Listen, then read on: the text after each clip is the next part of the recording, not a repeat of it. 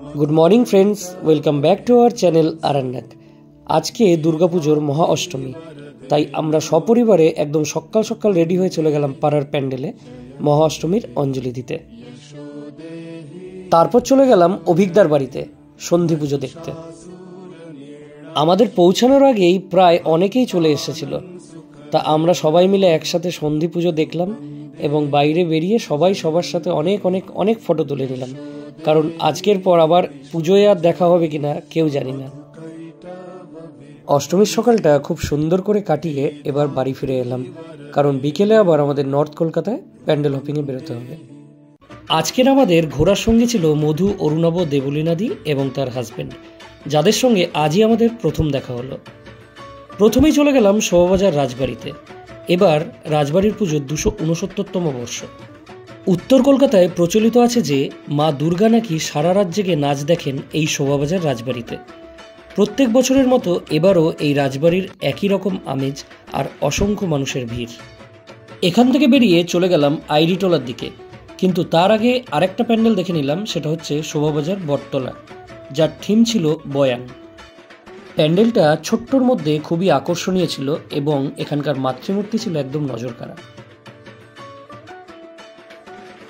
এইবার চলে যাচ্ছি বেনিয়াটোলা প্যান্ডেলের দিকে। আর এই বেনিয়াটোলার প্যান্ডেলের এবছরের থিম ছিল অচেনা উত্তম। আমাদের মহানায়ক তার জীবনকালে যে কটি সিনেমায় অভিনয় করেছে তার প্রত্যেকটি পোস্টার এবং সেই সিনেমা সম্পর্কে নানান অজানা কথা নিয়ে এই প্যান্ডেলটার এন্ট্রান্স তৈরি করা হয়েছিল। আর প্যান্ডেলটার ভেতরে ছিল প্রচুর সিনেমাটিক এলিমেন্টস। নেক্সট চলে এলাম আমার বাবার পাড়ায়, মানে বিকেপাল পার্ক, যেখানে আমার বাবা ছোট থেকে বড় হয়ে উঠেছে। এই প্যান্ডেলে সেরম কিছু বিশেষত্ব না থাকলেও এখানকার মাতৃমূর্তি খুবই নজরকাড়া। এইবার দাঁড়িয়ে পড়লাম উত্তর কলকাতার খুব ফেমাস একটা প্যান্ডেলের লাইনে, আইরিটোলা সর্বজনীন। এই প্যান্ডেল এইবার 86তম বর্ষে পদার্পণ করলো, আর যার থিম হলো প্রবাহ। এই পুরো প্যান্ডেলটা তেলের টিন দিয়ে তৈরি করা হয়েছে এবং যার মধ্যে ফুটিয়ে তোলা হয়েছে ম্যাথামেটিক্স এবং সায়েন্টিফিক নানা রকমের ফর্মুলা। কিছু মুভেবল এলিমেন্টও এই প্যান্ডেলে অ্যাড করা হয়েছে। এখানকার মাতৃমূর্তিটাও প্যান্ডেলের সাথে জাস্টিফাইডভাবে তৈরি করা হয়েছে। আমাদের নেক্সট প্যান্ডেল হচ্ছে আইরিটোলা যুবকবৃন্দ, আর এই প্যান্ডেলের থিম হচ্ছে রোশনাই। This is the most colourful pandal made with glass. এই প্যান্ডেলটার আনাচে কানাচে প্রচুর পরিমাণে ইলিউশন ক্রিয়েট করা হয়েছিল। বিভিন্ন রং বেরঙের কাচ এবং আলোই ছিল এই প্যান্ডেলের মূল আকর্ষণ। আর এখানকার মাতৃমূর্তিটাও ছিল ভীষণই ইউনিক স্টাইলে।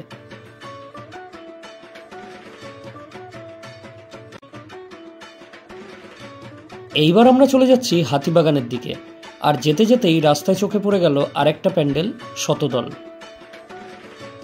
এই ছোট্ট প্যান্ডেলটার কারুকার্য ছিল খুবই সুন্দর, আর এখানকার মায়ের মূর্তিটা ছিল পুরো সোনালী কালারের। বৃষ্টি পড়ছে, তাও আমরা এতক্ষণ হল্ট নিয়ে আবার প্যান্ডেল হপিং শুরু করলাম। বৃষ্টি কমবে তারপর বেরোবো। সবাই অধৈর্য হয়ে গেছে, বৃষ্টি পড়ছে, আবার বৃষ্টি, তারপর আমরা বেরিয়ে পড়েছি আবার।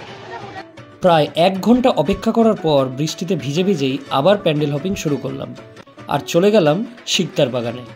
আর এখানকার থিম ছিল সংকেত। এই প্যান্ডেলটায় আমরা খুব একটা স্ট্রং মেসেজ পাচ্ছি।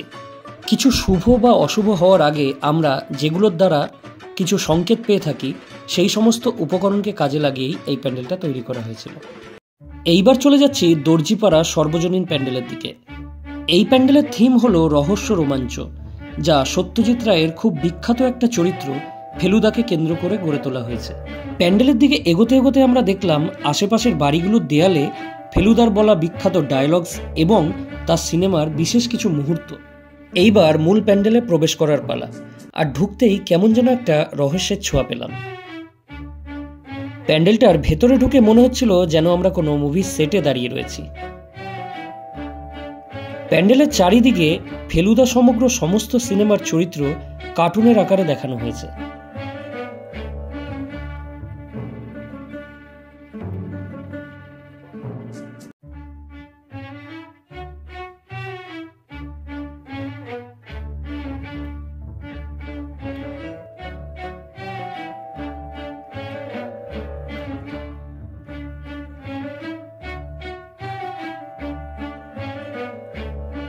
বিভিন্ন ফেমাস ক্যারেক্টার্স যেমন জটায়ু, তোপসের, বড় বড় কার্টুনও আঁকা ছিল।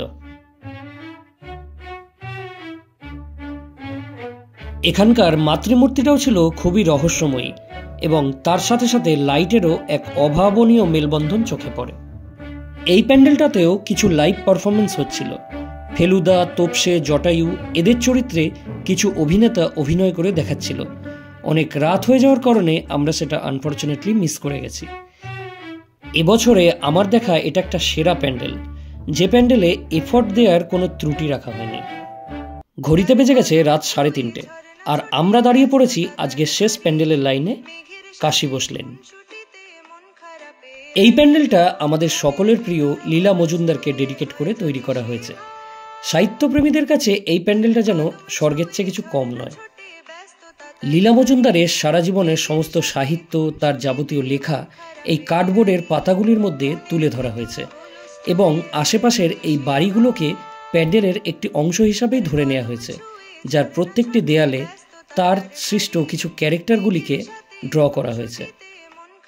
এই প্যান্ডেলে এসে আমাদের সারা রাত জেগে ঠাকুর দেখার যে ক্লান্তি, সেটা যেন এক মুহূর্তেই শেষ হয়ে গেল। আর এখানকার মাতৃমূর্তিটাকেও ভীষণ সাবেকি আদলে তৈরি করা হয়েছিল।